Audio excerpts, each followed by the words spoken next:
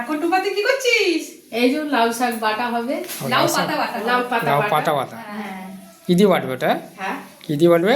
রসুন দেবো, কাঁচা লঙ্কা দেবো, আর তেলে ফ্রাই হবে, ফ্রাই। ও। ফ্রাই কর। আর ফ্রাই করে একটু কালো জিরেও দেবে। হ্যাঁ। বাটা হবে নাকি? কেন, তোমার তো প্রিয় খাদ্য।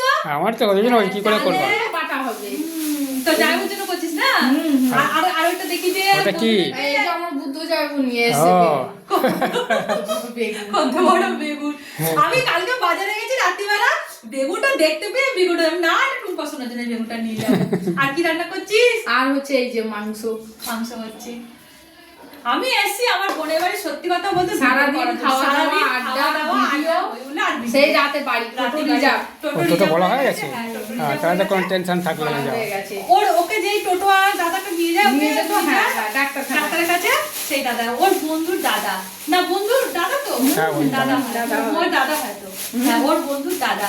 তাহলে আজকে আমরা হই হুল্লোড়, তাই তো রূপা? আবার এসে